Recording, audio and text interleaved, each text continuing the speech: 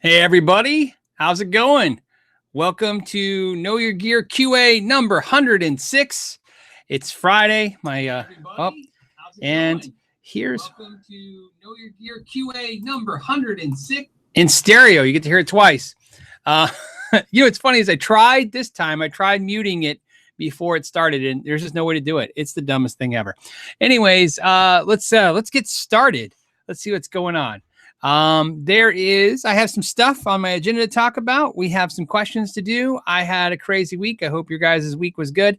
Mine was pretty busy, and it will probably stay that way for just a little while. But the good news is eventually, I'll be able to kind of enjoy the fruits of my labor, so to speak. Let's see what we got going on. I see a bunch of guys are already chatting up and talking, and maybe I'll hit some of the announcements first. I'll do the announcements first because they're not that exciting. Just if you guys follow me on Instagram or Facebook, then you probably already know this, and I thought it was worth sharing, is that we did pick packs, sticker and pick packs. So I put a link in the description to Reverb. You guys had asked about picks and stickers. We had stickers before. We ran out. Now we have them with picks. I'm just letting you guys know about that. And something I didn't actually make an announcement about, but you guys are pretty fast on it. There's, I don't want to say new shirts, but there's a new variety of shirts. The store is being revamped. And what's funny was I saw, I think on Tuesday, it got revamped on Tuesday. Whatever it is, you guys are awesome because whatever you guys picked up on, I saw that all of a sudden a lot of shirts got sold and all the different ones and stuff. So I'm just letting you know. I put the links down below. Although I want to let you guys know on the shirt thing. It's funny. I love it when I'm told not to do something and then I decide to do it anyways. I was told not to tell anybody yet. So I'm not going to tell you officially, but unofficially, there's a new logo, different logo, not new like replacing logo. Something that we've been working on for a long time. It comes out April. It'll be like next episode or something like that. It comes out in a couple weeks. So I'm just telling you that. So if you're thinking about getting a shirt, I'm not telling you to go get a shirt if you're being aware of the fact there might be a new one. I'm just letting you know. All right. That's it. Let's get on to some questions and see what's going on with the gear community. See what you have. Hold on a second. Let me make sure all my screens are set up correctly. And Jeff just said, hey, enjoying the channel since November 14th. Stay awesome. It's November 14th. Is that the first 2014? 2014. I'm trying to remember when the first time we put a video out. So it's 2019. It's been 4 years since the first video. The first video was 4 years ago, like just a couple months.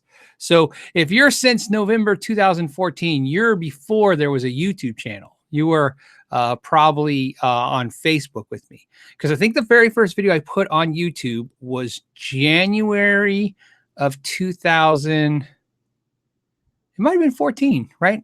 It was 4 years ago. So because I can tell you, since what they call monetize your channel, where you switch over, I monetize my channel. It's barely been 3 years. So, there you go. So that tells you how old the channel is, but that's awesome. Thanks, Jeff. I appreciate that. I love it when some of you guys talk about some of the Facebook stuff, because before I was doing YouTube, I was doing Facebook. I'm only on the YouTube because I was posting stuff on Facebook, and somebody asked me if I would put it on YouTube so they could download it. So I did. And then the rest was history. So Tony Noon says, I love wooden pick guards. Why aren't they more popular? My guess is because they wear, you know what I mean? They get chipped up and stuff. And expense, people like pick guards. I mean, let's be honest, a nice plastic pick guard's like $40-50 now, which is pretty crazy. So I'm sure a lot of people don't want to spend more for wooden pick guards. I agree with you. I think a lot of them are really cool. I'm trying to think if I have any guitars with wooden pick guards on them, and I think they're all plastic. I have one guitar with a metal pick guard, but I think everything else is a plastic pick guard. So probably just cost. Who knows? I've seen them though. What else do we got? Hey, I just want to shout out, Colin just got a new Sterling Music Man Access. Yeah, I bought that Petrucci Music Man, and I kind of wish I would have got the Axis instead. Looking back, it was, I don't want to say a mistake because I like the Petrucci guitar a lot, but I think the Axis is was more in line with what I wanted at the time. And but I got kind of like excited about the color I found in that guitar because it was a used guitar, and I liked the piezo system. It was really great, or piezo system, or piezo system, or however you guys want to say it. Okay, so hey Don, how's it going? Thank you, Don. You posted some really nice comments on my Instagram the other day. I really appreciate it. Don says, what things should I check for when I have notes that choke out when I do bends? That is mostly going to be because of the bridge. What's happening is use this piece of paper as an example. The podcast people will probably hate this, but I'll kind of describe what I'm going to write. You're going to have a fretboard, and instead of being perfectly flat like a straight line, it's going to be like let's say a 9.5-inch radius, a little bit like that, or really extreme like a 7.25. That's probably too extreme, but you get the idea. But see how it's just a little bit of it. And the strings, when you set the strings, they're going to look like this. And now I'm drawing 6 dots in a row, and they're straight. So in theory, if these were all flat, so in other words, your bridge was radiused flat, what happens when you bend, let's say the B string right here, as you bend it this way, it kind of runs around like a beach hitting or like a boat hitting the beach. So if you're choking out when you're bending, what happens is you have to kind of address that. You have to make sure that your clearance is appropriate. So that's kind of a part of a good setup. So sounds like you just need a good setup. You might have a high fret. Always possible. You can check that. I have a video where you can check it with a credit card or, a fret rocker. I prefer a fret rocker, but if you don't have one, credit cards work. Any kind of flat, hard surface that you can rock on the frets. And then make sure your fretboard is radiused correctly.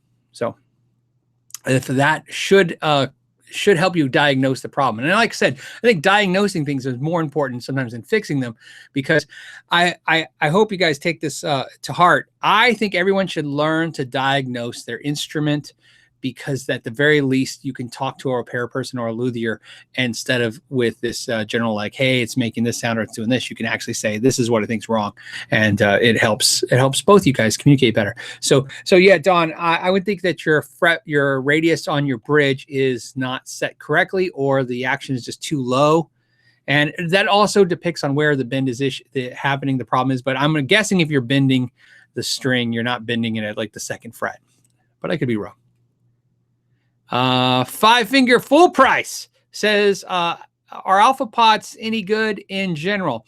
Alpha Pots are probably the most commonly known brand of potentiometers that I see used when and I've gotten the heat for this in the past. We're talking about like the early couple dozen of these live shows where I said I'm not a fan of Alpha Pots. And what I will say this, as brands go, where you talk about Burns potentiometers or whatever, Alpha is my least favorite brand of potentiometer, but I think it's still better than the no-name stuff that you get in guitars. So are they any good? I will tell you this, they are trusted in some of the most expensive gear on the planet. There is, I don't think they're great by any means, but I mean, I would be misleading you if I didn't let you know that a lot of times when you open up amplifiers and guitars of all price ranges, including high-end stuff, there's going to be Alpha Pots in there. So I'd say good enough. That's my experience, but not my favorite. So when I'm buying aftermarket potentiometers for guitars, I will buy something like a Burns potentiometer, something I like a little better. But Alpha Pots are fine. Okay. What else do we got? Let's see what we got. Hold on, just a couple questions I'm scanning over. Okay, I don't know what the question is, but it's long and I want to read it because I saw something about their boss. It says, Scott Miller says, hey, Phil, my boss sold me his 2016 Gibson SG with 3 sets of pickups, including the original mini humbuckers, a set of bare knuckle P90s, and a set of DiMarzio's for $350. Steal of the week. Yeah. And notice exclamation mark, not question mark. Yeah, definitely steal of the week. That's a good deal for a Gibson SG with the pickups. I mean, the pickups, all those pickups sound like they're worth $350. So good deal for sure. it's good, right? Now you don't have to worry. You got a good relationship with your boss still. versus if he took advantage.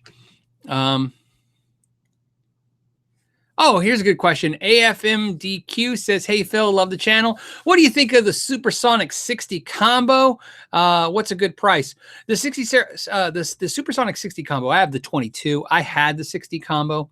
I like the combo. I did not like the Supersonic 60 head because the head didn't have reverb.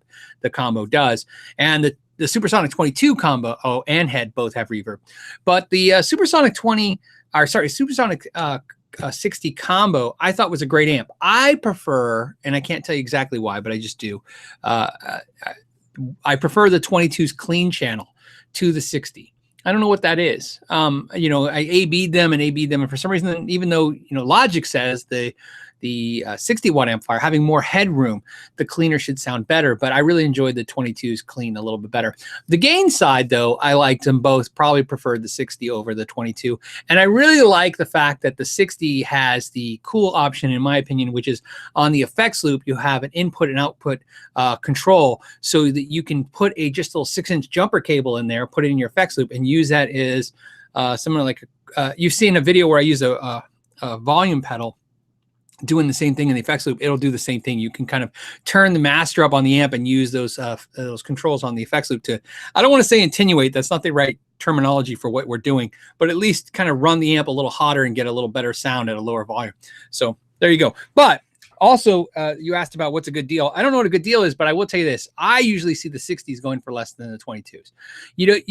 You find that being real common now. I see it with everything. 100-watt amplifiers are selling for less than 50-watt amplifiers. And I think the 60-watt combo for Supersonic is no exception. I've seen them used for less than I've seen the 22s. And the other thing I like about the 60, so this is something to point out, on my Supersonic 22, I have a vintage 30 in there, Celestion, which is not what comes with the 22, but it is what comes with the 60. So be aware of that. That's the speaker of choice for me. Jordan Yucca says, "Hey Phil, what's your thoughts on the Digitech Whammy?" The Whammy pedal for me is always fell into the same category of things I've bought too many times and never kept. I don't currently own a Whammy pedal. I have owned at least 3 of them. I know I did the Whammy 4 and the Whammy 5. And I think it's cool. That's why I bought them, but I never use them. I think you have to have a purpose for them, and I just don't. And so what happens with me is on the TC Quintessence pedal, I have what do you call it? A tone print. There's a Phil McKnight tone print called the Nerd Whammy, and I made it with TC that I can just download there. So for a Whammy pedal, I use the TC pedal because it's just easy and fast. So if also on a side note, for the amount of stuff I would use a Whammy pedal for, I wouldn't own the big Whammy, even though I think it's really cool. I would get their little mini Whammy. They have a mini pedal that just you step on it, kind of does that. But again, you have to have a use for it. So I think the Digitech Whammy pedal, if you have a use for it, I think it's a cool pedal, man. It's one of the most interesting pedals on the market because it's got so many great songs have it. It's a cool, unique, interesting kind of effect unit by far. You know what I mean? Just out there and different. But my problem is I always get one and never use it. And if I don't use stuff after a while, I just find a need to cycle it out. Okay, what else do we got? Cameron wants to know, "Hey Phil, when you're picking 2 different pickups for a guitar, how can you tell if they pair together well?" Well, for me, it's always been trial and error. I don't have a cool way of saying, "Oh yeah, this is how I do it." I found trial and error, and I've decided for me, pickups and strings have something in common in the idea that I like to say strings pick the guitar. That's it. That's not the player. So all my guitars have different kinds of strings. I use different brands of strings and different gauges of strings depending on what I'm doing, because it like what works for the guitar right now. And I think pickups work the same way too. You know what I mean? Sometimes when you're pairing pickups, you never know what's going to work together really well. So you have to kind of experiment, but you do your best to kind of guess what you think works and hope that you get close. But I will tell you this, the best advice I can give you when you're trying new pickups or you're trying to put new pickups in your guitars, definitely make sure you understand what pickups are in your guitar right now. Does it make sense? This is where I think the biggest mistake happens every time with players. They just buy new pickups for their guitar and they don't really kind of acknowledge what was wrong or what is in the guitar now.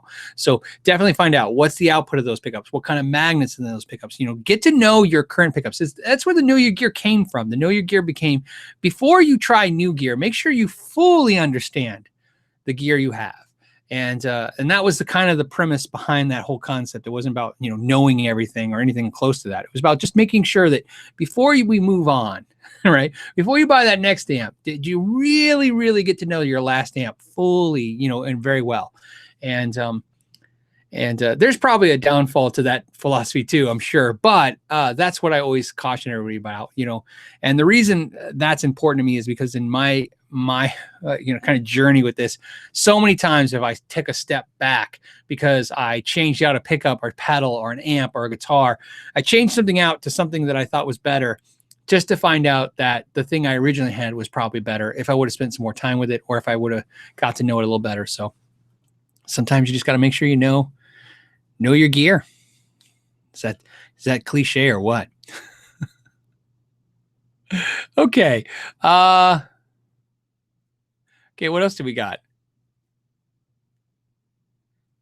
James wants you all to know that you can hit the like button. That's pretty cool too. You can hit the thumbs up button if you like. Every time you hit the thumbs up button, I get a thumbs up. So, Eric Jackson, not Eric Johnson. Eric Jackson wants to know, what's my view on stainless steel frets over others? I have stainless steel frets on a couple guitars. I personally could care less. I know stainless, I read all the stuff about stainless being a better product, and of course it's harder and it lasts longer. And I've always felt that there's a weird, not a tone to stainless, but a kind of reaction thing. It feels very quick reactionary. In other words, when you hit the notes, it feels like the attack is very quick. That could be psychology, because I always kind of allow myself that little room to say, if you gave me a guitar with stainless steel frets, could I identify that? And how much of that is the guitar? Because, like, for example, one of the guitars that I have stainless on is a Parker. It's going to have a very different feel. But I've never, and so the reason I say that is I like them. If they came on a guitar, I don't care. I'm like, oh, cool, stainless steel frets. But I have never had a compulsion ever in my life, not once, to refret guitars with stainless steel frets. Even though I have some guitars with stainless steels and I think, oh, these are great, I've never just said, hey, I'm gonna do that, put it on the guitars. The expense really is never made. It's nothing justifiable for that expense, because that's a lot of money. But it's cool now that they're coming on all the lower price guitars now.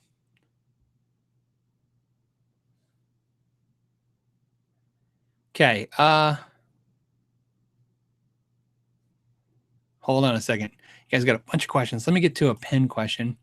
There's a pen one real quick. Hold on. Here we go. Rock and Roll Bruno said, just tip in my guitar tender. Hey, thanks, man. I appreciate that. I always like the tip jar. Thank you so much. Now, the next question is from 10man28 says, hey, Phil, if I were to take off an aftermarket strap locks and knobs on my basically new Ibanez, I'm confused. Okay, I'm trying to get to the sense of what you're asking. You want to know if you take off the aftermarket strap locks and knobs off your Ibanez, would Ibanez work a deal for the new? 10 man, I'm a little lost. I'm going to come back to it if I can try to come back to that one. That one gets me a little twisted up. I think, are you asking, does it? Here's what I'll try. I'll give you a shot at it. It says, basically, if you take off the components off the guitar, would Ibanez, you mean, would they give you a discount? I don't think that, if that's the question, the answer is probably no. Not that I've ever seen. But we'll come back to it. Jay Will says, when I go to concerts, I see amps on stage, but I hear guitar sounds coming from the venue speakers. Am I hearing the amps? Can you explain this? Yeah, in that case, there's a couple things that are interesting about live shows and stuff when you're at venues. If you stay close to stage, a lot of my friends like to go close to a stage when they're at a show. I don't prefer that. I hate it actually, because when we stand the closer we stand to the stage, the more of the stage volume I get. So I get a lot of the guitar and I don't get the mix. I like to hear it mixed perfectly. Like I like to hear the drums, the vocals, the bass, the guitars, everything mixed in a perfect mix. So I like to actually try to find the sweet spot in the room where the PA and everything sounds fantastic. That's my kind of thing. I like that more than, let's say, being just a little closer to the artist I like. But in your question, what are you listening to? Well, here's the thing. Depending on where you stand in the room, you are getting a different mix. I mean, it's just the reality of it, especially if there's amps on stage. So if you're hearing it through the PA, it is different. And if you hear it through the guitar speaker, it's different. And I prefer to hear it through the PA speaker, that for the most part. Except for, I will say this, I always try to get close to the stage to see what gear they're using. I like to see what pedals and stuff they're using on stage. There's always kind of fun in that. Mickey wants to know if I have a preference between Celestions and Eminence speakers, and if so, why? I don't have a preference, but I use mostly Celestion speakers because I mostly use V30s or some of the Heritage style speakers, but mostly V30s. V30s are in most of my amps that I own. And the reason is because I feel like I know what a V30 sounds like. It's a speaker I've had for so long. I've used so many times, and I have a lot of speakers. I have some Eminence. I have a Greenback. I have stuff in other amps, but I generally will use a Vintage 30 as much as I can because I feel like when I hear the Vintage 30 in an amp, I know what is the amp and what is the speaker. I'm just in tune with what the speaker does to amplifiers, how much fizz it gives and how much fizz it doesn't. But what's funny about that is that's a perfect example. That's why it's a great question. It's a perfect example of the habit versus the preference. My habit is to have Celestions because I've always had Celestions. But when I look at quality per dollar, I always think Eminence wins. And every time I hear Eminence, I'm really impressed. But I just, for some reason, never moved over that way. So I own a couple Eminence speakers. I always love them, but tend to stick with my Celestions. And I don't know why. It's there's things, and you're going to hear this a lot. You guitar players out there definitely can identify with this. Sometimes you just go with the thing you know. You know what I mean? It's part of it. It's just, you're comfortable with it. It happens to me all the time. There's a thing I like better, but I'm comfortable with the other thing. So I go with it. Okay. Okay. What else do we got? You guys got a lot of stuff, a lot of questions today. Hold on.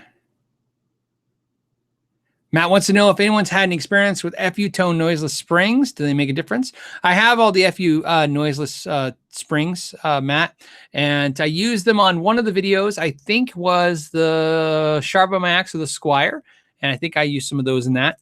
I do notice a massive difference in the noise, in the dampening, and the different. There's different ones. There's yellow ones that are like a little stronger than red ones, and if I'm wrong on the colors, just kind of understand I'm doing this from memory. But I really like them.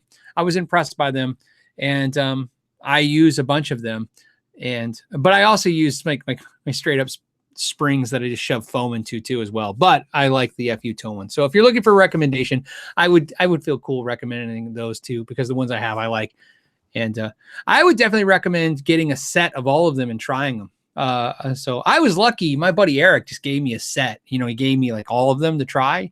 And I was able to go through those, and from the ones I like, I started, picking the ones I ended up liking. And if it helps you guys, I think the ones, well, I know which ones I use. I use the black ones, and can't give you a rationale on that. Maybe I don't know. It's the Goldilocks syndrome. It was just not too, you know what I mean? Wasn't too extreme. Wasn't too anything. It was just the right spot. So I use the black noiseless springs. But I really would recommend trying them all.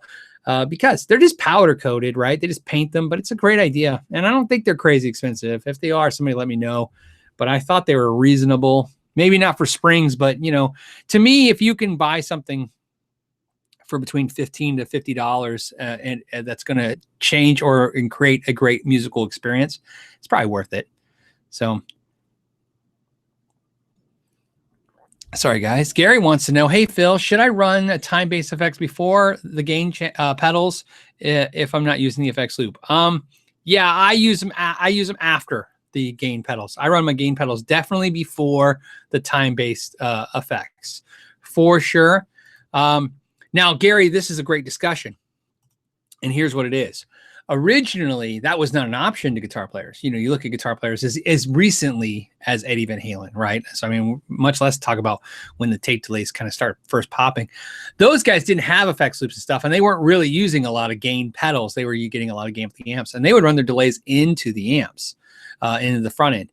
So the reason I tell you that is I prefer to have gain than delay in every scenario, but I want you to be aware that there are some amazing magical albums that were recorded with the exact opposite of what I just stated. So nothing is, of course, a fact. It's just a, you know, kind of a preference. That's my preference, but be prepared. You can mess with both. I don't like running my time based effects before my overdrives because I feel it a little wildly. In other words, it's a little, you know, kind of gets a little crazy out there.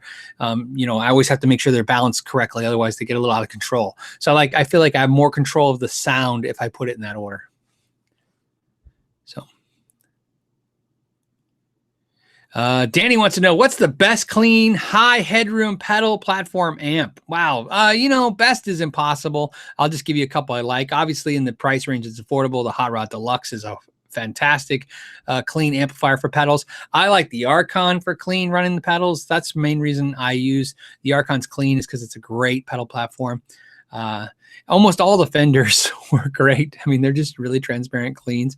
There's amps that I'm not familiar with, like Wampler makes a clean amp that's designed specifically to be a clean headroom amp that takes pedals. I've never tried it, but my friends have tried it, told me it was really impressive and they liked it. So it's good recommendations from my buddies. And but no, there's tons of stuff like that. A lot of amps that are good clean. Roland amps, if you like solid state stuff, I like the Roland amps too for good clean headroom if you want to run pedals in front of it. And of course, don't forget some of the Marshalls work, like a Plexi will give you a good clean headroom.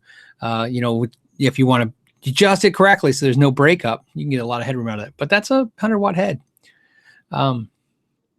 Tony wants to know, hey, Tony, it says, do you think the increase of new guitar purchases in America are the bedroom players? Okay, he's got a two-part question, so we're going to get to this. Or are players buying multiple axes since the cost and quality is so much better in the past that we can afford it? Well, there's no doubt about this, man. Let me tell you, there's a curve here that's pretty easy to chart and understand. The biggest part of guitar music, you know, is the 80s. It's not the best. That's not what I said, although somebody's probably going to type that right now. You know, you got the 50s, you know, really the 50s, the 60s. You know, think about modern electric guitar. You got the 50s, the 60s, the 70s. It's all ramping it up, and it just comes this giant headway of the 80s, and that follows the trend all until, you know, the 90s. And guitar music, it just hit huge then. And so if you do that logic, if you follow that, we've seen this now as an industry. Those players, the people that were in their early teens during the 80s, they are adults now, and they're the ones who love guitar.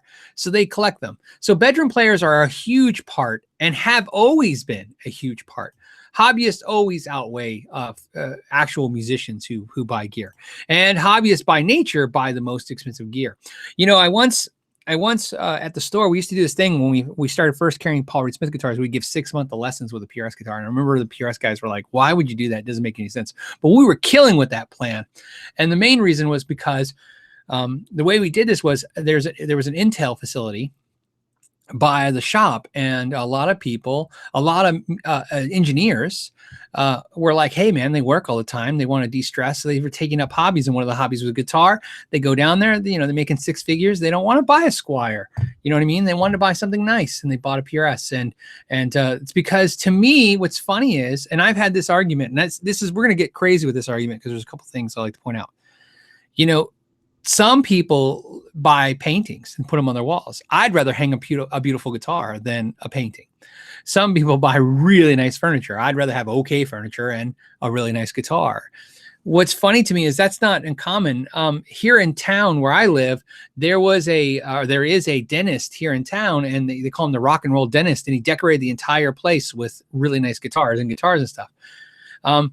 So you could argue like that's a waste, but to me, it's like you have to acknowledge at some point that guitars are tools, but also art. And so to answer your question, I think hobbyists are definitely the biggest market. There's no question about that. And they are doing two things. They're buying tools and art. I make this comment all the time. Some guitars, my most expensive, beautiful guitars aren't really the ones I play that often. I like to play them, but I stare at them more, strum them and go, wow, that's really cool. I'm glad I could own this guitar. It's fun and it's a nice piece of musical history to own, but I'll just grab my Strat. You don't even play that. So that's what I think is happening, especially in America, and with the bedroom players are definitely the buying majority. The next part of your question was, or are they just buying multiple axes? Well, I can tell you right now, it's not, you guys all watching, I see a lot of comments every day. People are like, "Oh, I only have one guitar," and then, or I only have two guitars, and I understand that, and I think that's very practical and pragmatic, and it makes a lot of sense. But I could tell you from experience of selling guitars for over a decade, the majority of guitar players, there's a joke in the industry: guitar players are serial killers. There's one's not enough. That was the joke. They all have to have more guitars. I don't think it's uncommon. So yeah, and hobbyists are no different than professional players. In fact, my other logic on that is I think professional players become hobbyists too. I think Joe Bonamassa is an amazing artist and he buys guitars because they're tools, but I think sometimes he's just buying them because it's a hobby as well. I think it could be both. Why can't it be both? So, my wife once made a joke. She said, if I won the lottery, I wouldn't buy a Lamborghini. I'd probably buy 1,000 cool guitars. I don't think I would, but I can tell you right now, before I'd ever buy a Lamborghini, I'd have some crazy guitar that doesn't make sense. And I'm not saying I would ever buy that crazy guitar, but I'd buy that before a Lamborghini because I just don't have any desire to want a sports car. So, ModWiz125 says, "Hey Phil, are you aware of the new Z Master amp made for Joe Walsh? Sounded like a Tone Master." Yeah, I saw a video online of it. It looks cool. Somebody said it was really expensive. I like this Maz 38 so far. Really, really digging it. This was a great amp. I went, like I said, I think I told you guys the story. I went to meet somebody to buy an amp on Craigslist. The guy stood me up, but he asked me to meet him at the parking lot of a Guitar Center. So I went in the Guitar Center and they had this, and I tried it. It was used, and I thought, this is cool. It's got the attenuator built into it, or installed in the back, and it was fun. I always wanted to kind of try this style of amp and see what it does, for me as a player. And so far, I really, really like it. I don't say I love it. I like it. I think I like it more than my Fender. What do I want to say? My Vibrachamp, not my Vibrachamp. What do I want to say? Vibrachamp. Okay, so next question we have is, Sean Pierce Johnson said Boss Katanas are surprisingly good pedal platforms. I agree. Well, that's kind of what I was, Sean, I agree with you, and especially about that, but also that's what I kind of was saying when I was saying like Roland. To me, because Boss is just, rebranded Roland product in the idea that it's same company, right? So to me, Roland and Boss amps have always been the best solid state platforms for pedals, which is what I use. I use Roland Cubes. I like them. That's what I play. If I play a solid state amp, it's usually that. Although I'm trying to play more Quilter products right now because I really like them. Maybe do some reviews of those. See what I think. Love the idea of having an amplifier that only weighs like 2 pounds. On the Road says, I say most professional players are not so much into gear. Most of the professional players that I have had the fortune of interviewing, to me, always fall into two categories of either they are not into gear at all, right? Gear is just a tool, or, the pedals, the amps. So it's just not something they think about. Like, they think about music first, they think about everything else first, and then this is just, a part of the equation. And so much so that I've met guitar players and interviewed or talked to them where they couldn't even tell you the name of the guitar they were playing. I've had that experience because it didn't matter to them. It was like, I don't know, I just play this guitar and this is the one I have. And I think that's true what you're saying. And then I've seen the opposite. I've seen where guitar players, professionals, are professional guitar players and they're gear freaks, but also, like I said, hobbyists too, because I've had those conversations with them. And you can tell when you can tell a gear freak because it's where their ears perk up in the conversation what we talk about. I mean, we were talking about the industry for a while, and then all of a sudden we start talking about like a tube screamer pedal, and everybody like, hey, what are we talking about? They come over. So yeah, I think it's both.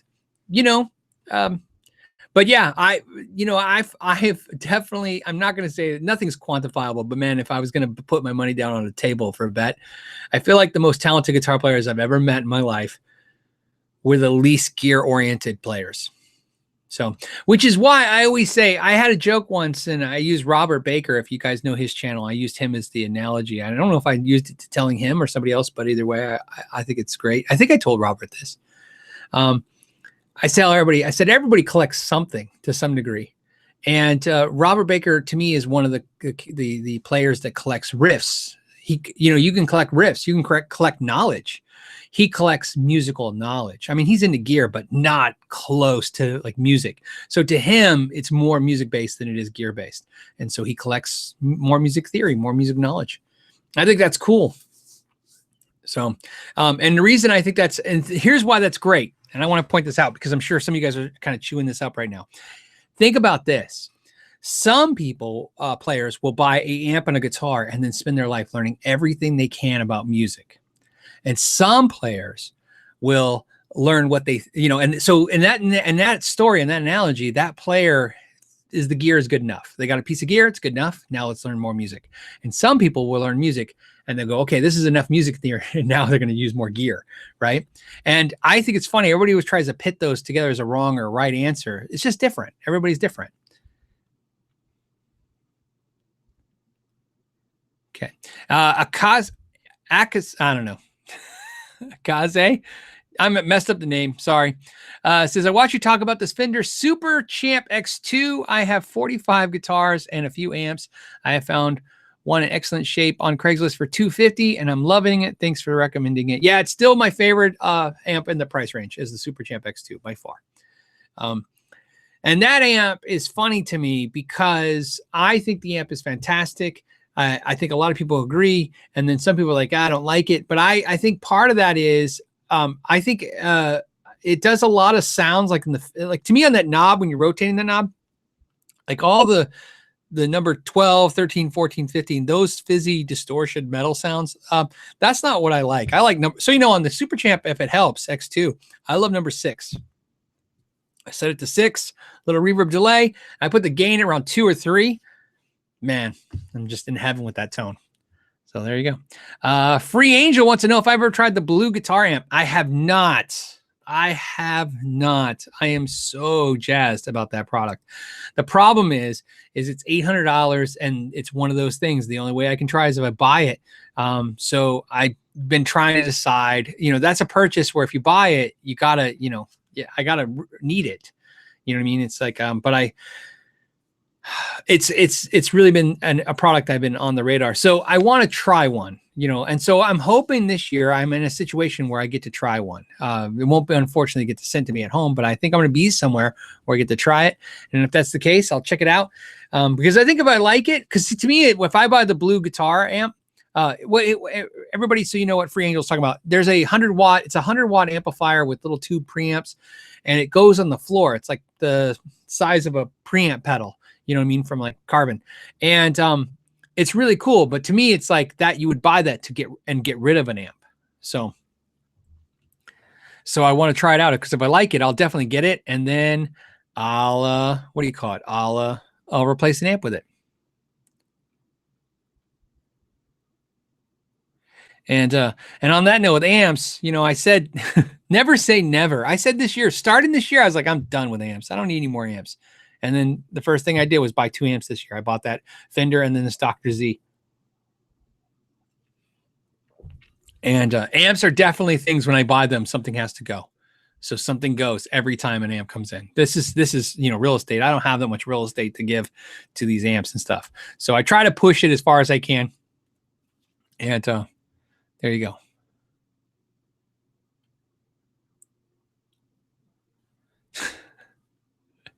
I got to do it. C-Base says, are you investing in cryptocurrencies? No, no. I know that's a thing, right? I don't know. All right. And then this is, I'm going to go to another question real quick. In Bane official says, have you checked out Synergy amps? I have not checked out Synergy amps at all. I haven't tried any of them once, so I don't know anything about them. Although I say that, keep in mind, I am 90% sure that they're repackaged Egnator product, right? It's just all the Egnator preamps repackaged as Synergy. I don't know that to be sure. That's what it comes across as. They kind of redid that platform. So if that is true, then I've definitely played them all because I played all the Egnator stuff. I used to have some Egnator stuff, and then I definitely had all the Randall stuff, which the Randall stuff is a licensed Egnator stuff. So it was only one channel, modules versus the two channels that the Synergy and the Egnator is. But either way, love that stuff, and so it leads me to believe that if it is that same stuff, I'd like it. That's definitely the Synergy thing is an interesting thing because it falls into a category like the Egnator modules. At the time when those came out, I wasn't looking for that solution in my life. That was like 10 years ago. Okay. I wasn't looking for a modular solution, right? At that time, I can tell you right now, when I owned my Egnator modules, I had 2 amplifiers personally, and that was one of them. And so it wasn't like, oh, I need all these amps. Now that I've had so many amps and tried so many amps, I would definitely like the idea of something like that, like get those and just maybe not have all this stuff. Because like I said, it takes up a lot of room and it's a lot of money invested in it. So, okay. That, just want to say thank you real quick to BK. He just did a tip jar. So did Robert Davidson. I appreciate you guys. Next thought, our next one is from, I'm going to say, I'm horrible at names. Karsten Bogstrand says, thoughts on the Line 6 HD 147. I love it when you guys give me like the nomenclature stuff because I don't know. So let's look. So I know what it's looking at. Oh, yeah, well, that's old school, man. That's the old amplifier. I don't think I've ever played this amplifier. I want to share with you guys. If you guys are listening to this, the repost of the podcast, it's the Line 6 amplifiers. We're early stuff. I think this is predates Spider Valve or around that stuff. It had the chrome look to it. This is definitely when Mesa Boogie was very hip and cool. I've never tried this particular product, or if I have, it's been so long I just don't remember. So that's, I can't give you input on that. However, what I can tell you was, I was always a fan of the Line 6 stuff when it came out, but I don't know, those are some of those products like crate amplifiers. If you go back and listen to them, it's going to be what you remembered, or is it going to be worse or better?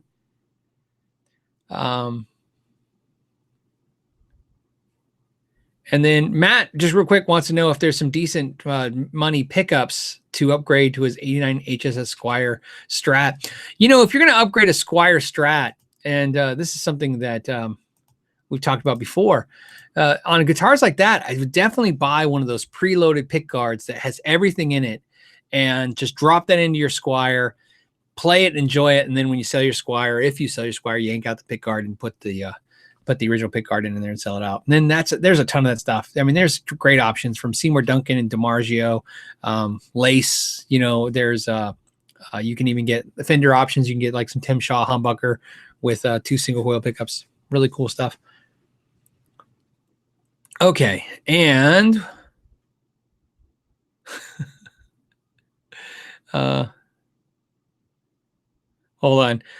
I'm laughing because I saw Brian put poor Nickelback. They always take such a beating. So I don't know what you guys are saying about Nickelback, but it was Nickelback. You know what I want to say about Nickelback? You ever think about Nickelback in this logic? Everybody seems to, they're like the Winger of the late 90s. In other words, they became the joke band that everybody makes fun of.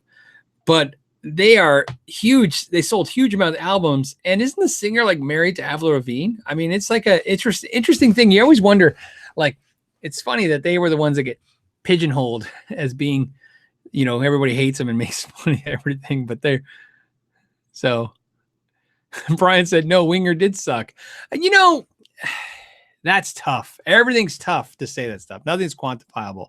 I'm not a Winger fan, although I was a Reb Beach fan. So how that works out, I have no idea.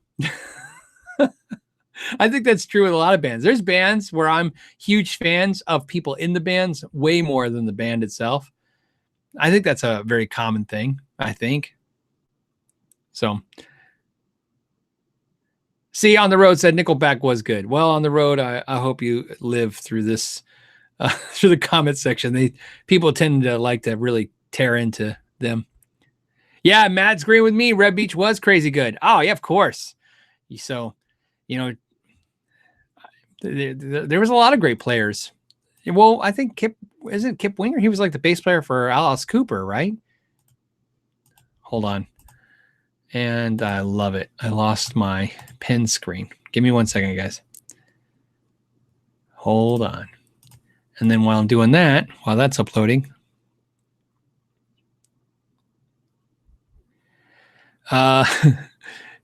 C-Base wants to know, is there really a tone difference on a hand-wired tube screamer? You know, the answer to the question is, the answer to every question with that stuff, to me, is always going to be yes. There's always a difference. There's always a difference in my mind, right? Is there a difference between a hand-wired amp and a circuit board amp? Is there a difference between a mahogany guitar and a maple guitar? I think the answer should always be yes. I think that's a more sane way to look at things. The answer is yes. But then let's argue the percentage, right? I think that's a great argument. It's a great way to have a musical argument. Is a hand-wired tube screamer, is it better than a regular tube screamer? No. Is it different? Yeah, it's different. But is it better? What if I said yes, 1% better? What if I said 10% better? But that doesn't equate to the price point being 3 times as much money or 4 times as much money. And that's really where I kind of fall into line with a lot of stuff. When somebody says, this guitar is much different than the other one, sometimes I go, well, it's different. I don't know if it's much different. Some things are much different. So to me, with tube screamers, a lot of them are really a lot alike. And here's what I'm curious about. The Vimuram, if you guys seen this, now there's a Vimuram tube screamer. And what's interesting about that is it's $450. And when I saw that at the NAMM show, I was like, making the face I just made now. In fact, I was making the face like, because I was just thinking about it. When I saw it at the NAMM show, I go, $450 tube screamer. What in the world could make a tube screamer $450? And then I heard it and I thought, man, that sounds fantastic. Does it sound $450? I don't know, but it sounded fantastic. Boy, was that a great sounding pedal. Like, I remember as soon as I heard it, I thought, that's a sound I would love to have. But see, here's what's great. And this is why I said I like the argument that I like to have about the differences. Things are different. Let's say I say, well, is the Vimuram tube screamer better or different than a regular tube screamer? And I say, yes. How much better? Well, it's a little better, but it's a lot more money. But that means once you acknowledge that it's different or it's better, then that means you can find something that is better, but not more expensive. Does that make sense? I think that makes more sense in my mind. There's a lot of pedals. Like, I was playing a pedal this week and I really liked it, but it was expensive. And so it made me wonder if there was one that's like it, that's less expensive. And through messing with it, I found one that was basically the same sound almost and not as expensive. So, okay. Hold on. Now I have my screen back. Sometimes when I show you guys screenshots of stuff, it moves back in the weirdest way. The question I have now. Okay. There's a couple interesting ones here. Okay. So Neil's got a question. Neil's question is, hey, Phil, can you explain scale length? I have a Mexican Strat and a PRS SE Custom 24. Okay. So, all right. So first of all, the Mexican Strat should be 25.5 and the SE Custom 24 should be 25 even. I think the SEs are the same scale length as Core. I down-tuned to play Nickelback. Sure. And we knew it was coming. Song is tuned, so it's B. Right. Okay, so it's B to C is what it looks like. So the E string on the Strat seemed to be loose, but on the PRS it was. Wait, hold on. Sorry guys, this is jumbled, but I want to make sure I got it. So he's basically saying on the Strat it seemed too loose, but it was okay on the PRS. Great. This is a great subject to talk about. Because this is a perfect example. So where he's going with this, guys, is he's saying, hey, look, I down-tune these two guitars. And I'm assuming for the sake of the argument, use the same gauge of strings on both guitars. And on the guitar that was 25.5, the longer scale, which technically should have a tighter feel, it was looser than it was on the PRS. This is such a great phenomena that is really common with very professional musicians. Talk about this all the time, the feel of a string. I have found this to be 100% true in the idea that you can hand me two Strats, two identical Stratocasters, two identical sets of strings, set them up by the same person, but one feels a little stiffer than the others. And we'll go, okay, what's the springs? And you make all the adjustments, but for some reason, the feel never feels exactly right. Some guitars just tend to give a little differently. And I believe there's some really interesting factors in this. One of them is not the bend of the string is not just the tension. It is how the neck moves. It is how the body reacts. It is scale length. It is everything in play.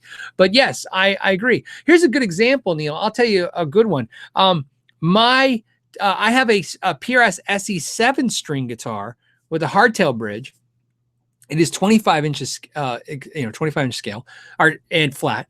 And my Ibanez 7-string is 25.5-inch scale. And yes, I agree with you. It feels tighter.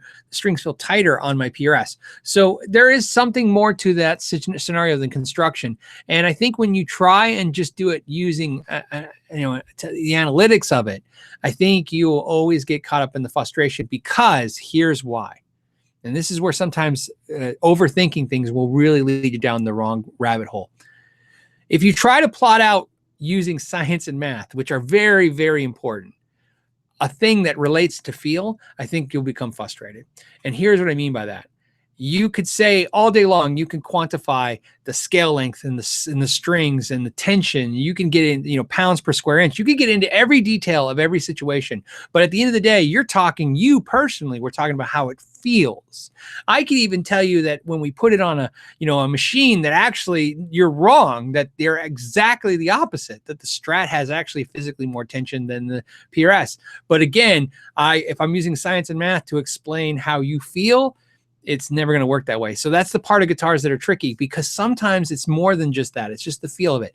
And the reason I say that is because I think a lot of us can relate to being frustrated when you find that guitar that feels great, but there's something about maybe the color you don't like or something silly. You go, okay, I'll just get another one in a different color. And no matter what you do, you can never get that feeling back in that guitar. So yeah. So I've had the same experience, Neil. You're in good company or bad company, depending on how you look at it. So there you go.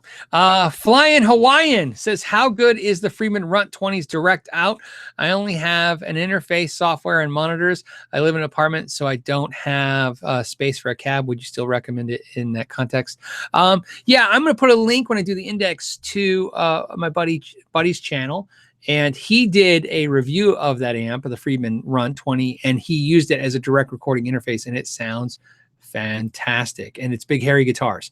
So I will put his information or his link to his video, and it sounds fantastic. So that at least give you an option of what he can do. I mean, he's a producer, engineer guy. He's definitely very savvy when it comes to recording. So that might put him out of our league, but at least if you can see he can do it, it can be done. I think it can be done really well. I've been really happy with the Runt 20s direct out. So, in fact, I think I said this before. I was just talking about this. I like my Runt 20 a lot. Still, it's one of the amps that stuck the longest with me, and I like it so much so that I have not, even though I preferred my JC100 over my Silver Jubilee, which I both like both, but I think I preferred that one. I preferred the Runt over that. It was very depressing to think of it that way, right? I was like, okay, I like the Silver Jubilee, but I like the 800 more, but I like the Runt more than the 800, which means I like the Runt more than both. Okay, Bruce wants to know, said he's been doing some fret dressing. I like, because he likes the frets rounded off. Do rounded frets have any adverse effects? Yeah, you can round a fret off, and when he's talking about the edge of a fret, you can round it off, and sometimes if you get too crazy with that, some players will complain when they do bends. If players pull down, like on the high string, why you would pull down, I don't know. If you pull down, it'll slip off the neck. And on the low E string, if you push up till high a little bit, it'll fall off the neck because it kind of jumps over the edge because the rounded frets are a little too shallow. So I've never experienced that, but I've had clients tell me, hey, it's if it's too rounded off, too narrow, it doesn't feel right. So just be aware of that. I don't think you'll have any problems, but yes, you can do that. You can round off a fret and make it a little tricky. Waterford Giant just said, you demand. Well, you demand, Waterford Giant. I appreciate that. And then Bruce says, what do you think of rolling the fingerboard? I love rolling. He's talking about the edges of the fingerboard rolled up. I don't like the fretboard when it's sharp. I like it when it's rolled. And most of the guitars I have are rolled fingerboards. And if they're not, I will do it myself with sandpaper. You know what I mean? I'll just craft it and do it really nice, kind of roll it over. So, okay, what else do we got? I like these. Some of these questions are fun. It feels more community today. Like the more the questions are centered around, just issues and stuff you have, and less about the politics of the week, which is a nice little break. Okay, so what else do we guys got? There's a question right here. It says, Juan wants to know, Phil, thoughts on the Squier Contemporary Strat, considering trading my LTD EC 401 for one. I have a Contemporary Strat. Mine is red. I did a review of it. I still have it. I like it. I wish I picked the white one or the blue one, and I didn't. I picked the red one. And so I was going to sell the red one and get the white one and the blue one, and it didn't work out that way, so I just kept the red one. But still like them. Still a lot. I like the LTD EC 401, man. So, but here's the thing. Like I said, I can't tell you what to do. I can only tell you what I would do. I would get this Contemporary because that's what I have. I have it over the EC 401. It's a great guitar. It really was one of the first guitars. I mean, there were some others before that, but it was really one of the first guitars that really started changing my mind about Squier. Really make me think like maybe Squier's a thing. And now I think Squiers are becoming like their own, I watched some people put comments that, like no matter what a Squier does, it'll never be a Fender. And I'm like, what's funny about that is it's almost like the Squier is becoming its own brand identity in the idea that it's like unpretentious, right? It's like I have a Squier because before if you had a Squier, it was because you didn't have the money to have a Fender. But I see players now making conscious decisions to play the Squiers because they're really good. I can see that. What else do we got? How are we doing on time? We still have like 5-10 minutes.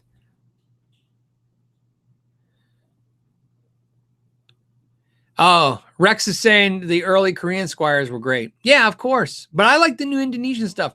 Indonesian guitars are really getting impressive. In fact, so much so that you guys probably aware of this, that my Schecter, my Korean-made Schecter that I liked, I sold it because I have my Indonesian-made Solar guitar. So I went Indonesian, which shocked me. So to no end. I sat there the night I made the decision to get rid of the Schecter and keep the Solar.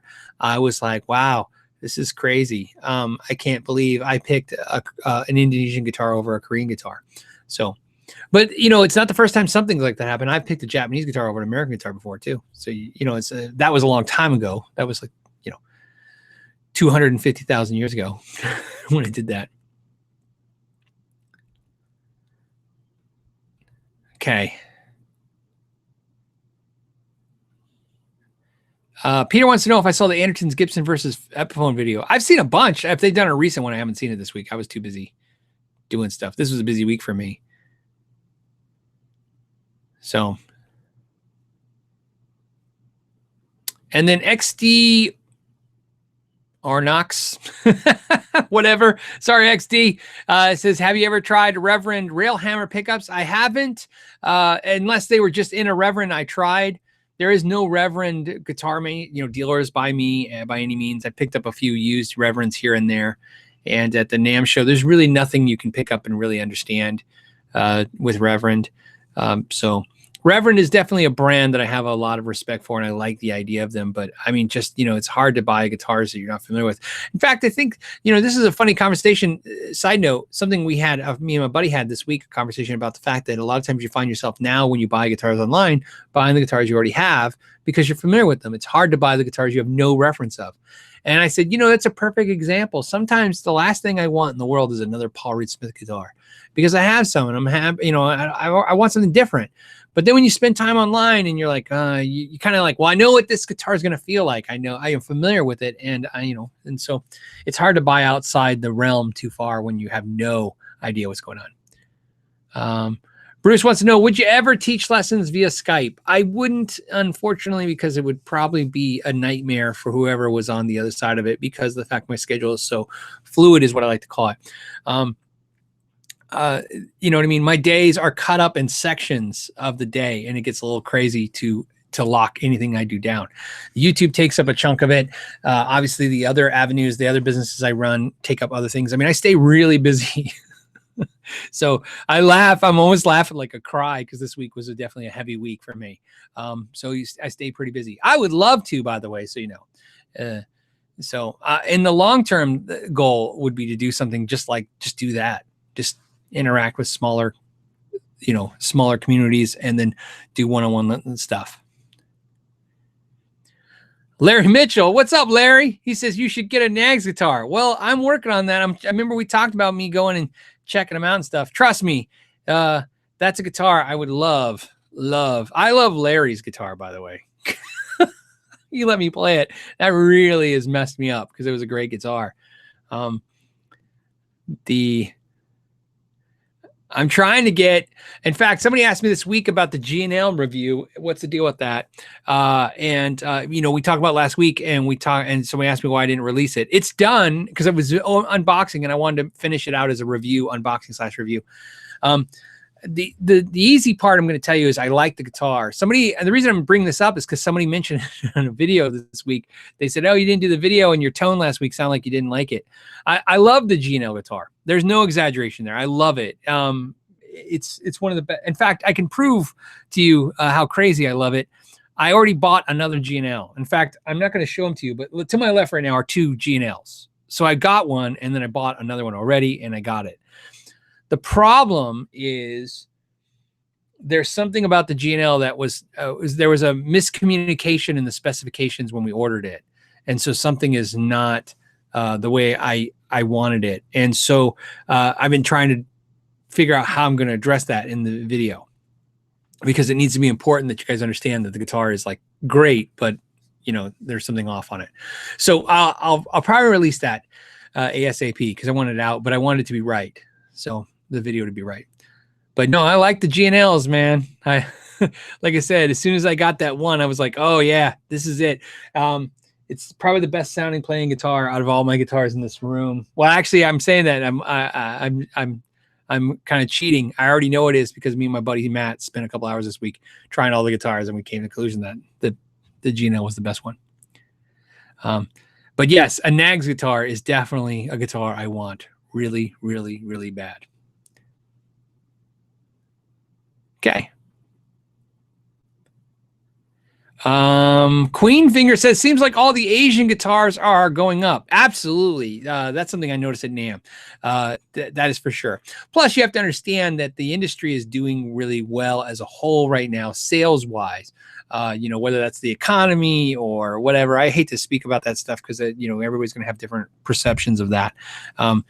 But whatever's perception is, the truth is this: most of the high-end guitar companies like PRS and Fender and Gibson and what do you call it, like Suhr guitars and stuff, they're pretty busy. I don't want to say, if somebody's like, oh, well, they're not doing great or they're doing great. Well, that's up to them managing their businesses, whether or not they're doing good or bad. But sales-wise, they're a moving product. There's a lot of product being moved. More than I'm always shocked at the numbers that I hear when I talk to companies about the numbers that they're producing at this point. Okay, so let's get back on focus. Jacob King says, Phil, thanks for your videos. Help me work on my guitars, inspire me to switch to guitar from bass and build a guitar. He switched to guitar from bass, and he built guitar pedals. Second guitar lesson tomorrow. That's awesome. I'm still doing that amp thing right now. I hope you guys like the what is it with the shellac video. I enjoyed that video. It was actually a fun video. So so I hope you guys enjoyed that. The is Shinri you kid. Oh man, that's it. I give up. It says I broke off a drill bit in my Les Paul Trad strap buttonhole trying to fit Dunlop strap blocks. Should have repaired it myself or bring it into a shop. Okay, so I have done many of those. So, you know, many of those. I have, there's taps, you know, you can tap it into the screw sometimes. Sometimes you're lucky because I have all kinds of different shaped vice grips. And sometimes I can use a little Dremel tool and cut on that a little bit and then get vice grips, like needle nose vice grips and stuff, to grab in there and kind of twist it out and go slow. It's definitely slow and steady wins the race when it comes to breaking off a screw into a piece of wood like a strap, where a strap button is and stuff, okay? The reason I tell you that is, it should not cost a lot. It's not a costly repair, and it shouldn't. So one, it shouldn't cost a lot, and two, it shouldn't take a long while. And but also make sure you take it to a quality person, quality tech. But the reason I'm going to suggest this to you is this: if you make it worse, it's just going to cost more to have it fixed. You know, I'm just going to tell you because I want to speak for the potential tech you're going to be talking to. Sometimes when people bring me guitars with that problem in the past, I can tell you right now, I look at it and go, man, I wish you would have brought it straight to me, because straight to me was like a 10-minute fix. Now I'm going to spend the whole afternoon trying to figure this out. But no, it's an easy thing to do. Especially if they have the tools. And then, so I always tell everybody this, it's more important that you, when you take it to whoever you take it to for repair, make sure you ask the right questions. Ask them, have they ever done this before? Have they ever had this situation with this type of guitar before? If so, how did they fix it? What are they going to use? Be inquisitive. If they don't tell you, or if they don't know, or if the person goes, I don't know, you'd have to talk to the person, they're not here. Well, then maybe not leave your instrument with them if you don't trust them. But I would take it in for service. And if you do, I would really like it if you would come back on the chat or send me to Ask Know Your Gear the answer, what it costs, in in your area, and then that's something we can discuss future-wise. And on that note, I want to tell you something else that's happened. I want to thank one of the viewers. I want to thank Ryan. Ryan was, so when we talked a couple weeks ago, actually a couple months ago, we talked about Pedal Genie. You guys remember Pedal Genie? That was the place where you can rent pedals and check them out. Ryan was kind enough to set up an account and rent some pedals from Pedal Genie and send us like up-to-date information on what it was like. And he, so I want to share with you some of the things this is a truly independent review. Like, I have no connection to Pedal Genie. He obviously is just a customer, and he's just giving you a customer review, but he's one of our community. So I thought it was nice of him to do it and share it with us, because I was curious too. And what he basically said was he thought the service is great. He says it seems to be ran by a single person or a small group of people that are able to answer more complex questions when you have a problem. And so I love that when he said that. I thought that was a great way to explain that. So in other words, what he's saying is you're not going to get a customer service rep. You get somebody who's in charge, and somebody who's obviously knows what's going on. So he said, let's see. So he goes, and so they can answer questions, like complex questions, like when you have a problem, and they're able to also take requests for pedals that aren't even available. And that's something I kind of mentioned to you. If you guys think about doing Pedal Genie, if that's something you think about doing, definitely, if you wouldn't mind, I usually don't solicit too much stuff at all, but I think if you guys could remember the small builders like Lawrence Petros or Taurus Pedals or Pedal Pal Effects, or those guys, remember those guys. Mention a Pedal Genie. They should carry these small guys. A lot of you guys talk about Lawrence Petros pedals a lot, or Pedal Pal Effects pedals, and you're like, hey, they're kind of expensive, and you watch some reviews. Well, it would be nice if you could rent some of those. I think renting those is more important than renting an MXR pedal. It doesn't make any sense. And then he also went on to say that until he narrowed down his list to the nicer, more expensive pedals, he said he could have gotten a lot of the pedals from Guitar Center. So basically, that was the end of it. Now he decided to go digital, is what he said. and he's going to go that way. But what was nice was overall he enjoyed the product, which is Pedal Genie, and it was nice to hear some insight, especially since I never talked to anyone who tried it, except for, like I said, just in passing. So guys, do with that. I'll put an index this video later. I'll put an index timestamp. I'll put Pedal Genie. Speaking of which, I'd like to point out something happened last week. I mentioned last week we were 30 minutes late because YouTube changed the creator page, and how I set up the live show.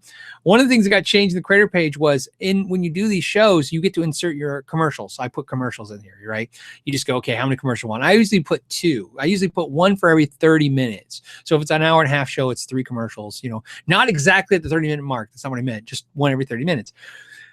It took that option away from me and just said, do you want commercial in the middle? And some of you guys actually sent me emails, and I appreciate you guys doing that. It was really great. I love it when the community looks out for everybody, especially for me. I think so I would usually put 2 in this 1-hour show. YouTube put like 16 or 8. I don't know. It was an insane number. And they were all slammed at the beginning. So last week, if you saw a lot of commercials over and over and over again when you first started watching the live show, that was because YouTube did that. I luckily, thank goodness for YouTube, did one thing right. They have a feature where I can go into the old creator page. And that's what I did. And I removed all those commercials. But that brought on something really interesting. And I know this is kind of boring, but it's just important to know. I have decided that what I'm going to do, because the other part of that stunk was, as much as I had a dislove or did not like how YouTube put that many commercials in there, it was a huge difference in revenue of that video, the way YouTube did it versus the way I did it. I'm never going to put that many commercials in a live show, but what I'm going to do from now on is, on the live shows, in the first 24 hours, which means so it's 3 o'clock on Friday till 3 o'clock on Saturday, we'll only have 2 commercials. And then after that, it's going to go to 4 commercials. So if you guys watch it later in the week, I'm sorry, you're going to get 2 extra commercials. And that's the compromise, because I'm not going to put the 8 or 16 that YouTube recommended. That's crazy. And I'm not even saying I'll do 4, but I'm just saying that's something we're playing with. Yeah, Brian says the show starts with a commercial. Well, that's the point. It starts with a commercial, and then you insert them in throughout the show. So it's crazy. All right. Sometimes it's important to do those updates. Another question we got was, I'm going to have to just start making up names. You know what I should do is make up names based on the thumbnails. I'm going to say Mayakon. Mayakon says, Phil, did you try the Waza tube expander?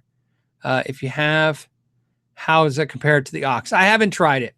So I have not tried it at all. Didn't even get to see it at the show. So I have no experience of it whatsoever, buddy. I know everybody says the aux is awesome. Same thing. I don't have the aux. I have my Reverend, I'm not my Reverend. I'm sorry, my Rivera Rock Crusher that I like. I'm happy with it. Everybody who I really trust their opinion has told me the aux is better than the Rock Crusher, but I'm happy with my Rock Crusher. So that's a tough thing, right? You guys know, it's like I'm happy with it. I think I paid $350 for the Rock Crusher used, maybe paid $400, but $350 to $400 used. Have it, love it. It's hard to sell something you like to get something you might like a little bit more when the thing you like a little bit more is like almost $1,000 more, whatever. It's like $1,200. That's a lot. So I'm okay right now. And Dr. 33 Mir says, hey, Phil, love the channel. Thank you, man. I appreciate that. Says I want to change the pickups on my Epiphone G400. That's my favorite SG Epiphone is the G400. I was thinking of installing P90 rails from Seymour Duncan. Any suggestion on pickups that would complement both jazz and blues? I think you're on the right track, man. That's the way I would do it. But also keep in mind, you can get those really cool Seymour Duncan pickup frames for those P rails. And I would seriously look at that option.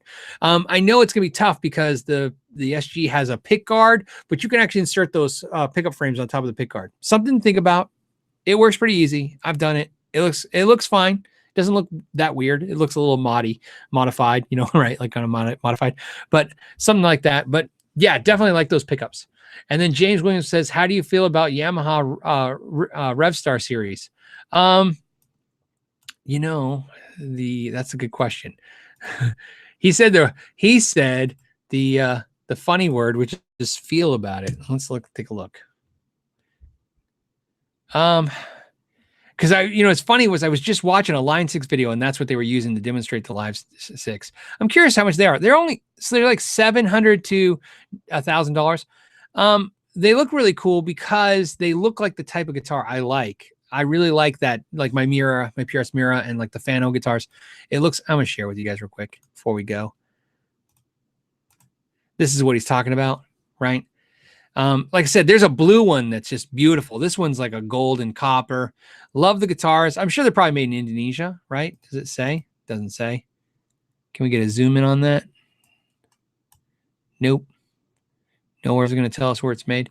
But for that price, that's what I'm imagining it is. I'm a fan of that style of guitar. So let me click that. So to ask you, I've never tried one, but love the way it looks, if that helps. Let you guys go. Right. You guys, awesome. Thank you for hanging out with me this week. We were able to talk about a bunch of stuff, and we were able to cover a lot of questions. I want to do a quick shout out for the crew that makes this happen every week. And let me do that real quick.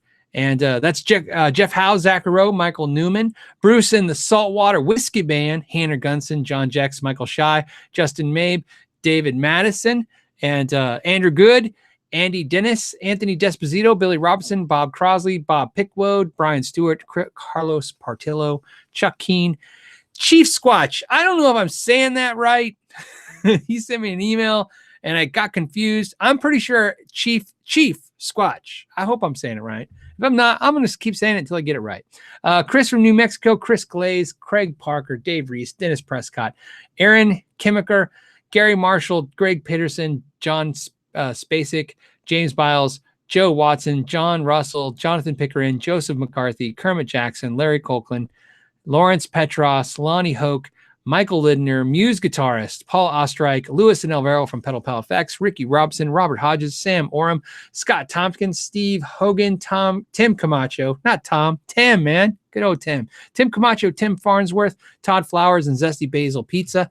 It's a list. It's a long list, but it's my list, and I'm happy to have it. And I'm happy you guys take care of me every week and make the show happen. Thank you guys for hanging out. And I have to get the timestamp in this thing for you guys. And as always, until next week, thank you for your time and know your gear.